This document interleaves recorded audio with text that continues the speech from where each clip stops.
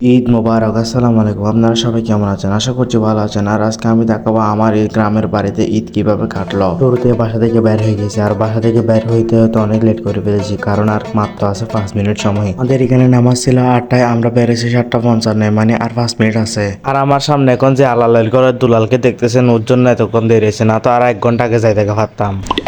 আজকে ঈদ ছিল বলে সে বাঁচি গেছে, নাইলে তারে বলতে আমরা ঈদগাহ থেকে চলে যাচ্ছি। আজকে কিন্তু অনেক দূর দূরান্ত থেকে এই ঈদে মানুষ সম্মিলিত হয়ে আসে, দেশ থেকে শহর থেকে, জানি না কোন কোন জায়গা থেকে। আর বলতে বলতে আমরা ঈদগাহ সামনে চলে আসলাম। আর এবছর ঈদগাহ আমাদের অনেক সুন্দর করে সাজিয়েছে, প্যান্ডেল করেছে। অন্যান্য বছর কিন্তু এগুলো করতো না, তাই অনেক গরম লাগতো।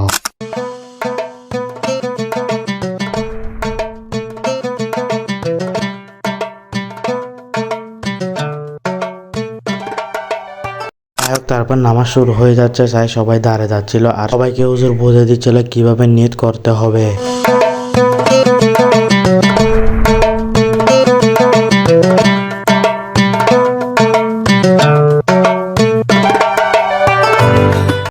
তারপর আমাদের নামাজ শেষ হয়ে যায়। আর ঈদের নামাজ হচ্ছে মোট 4 রাকাত। প্রথমে হুজুরের সাথে পড়তে হবে 2 রাকাত, আর হুজুর খুতবা পড়বে, তার মধ্যে হচ্ছে 2 রাকাত, মোট 4 রাকাত। খুতবা চলাকালীন সবাই চুপচাপ থাকতে হবে, হুজুরের শুধু খুতবা শুনতে হবে। আর এইভাবে আমাদের ঈদের নামাজ শেষ করি। নামাজ শেষ করার পর কিছুক্ষণ মিলাদ ক্যাম্প করলাম। ঈদের নামাজ শেষ করার পর এই জায়গাটার মধ্যে সবার সাথে কোলাকুলি করা। এখানে এখন ছোট বড় যাকে চিনে বা না চিনে সবার সাথে সবাই কোলাকুলি করবে।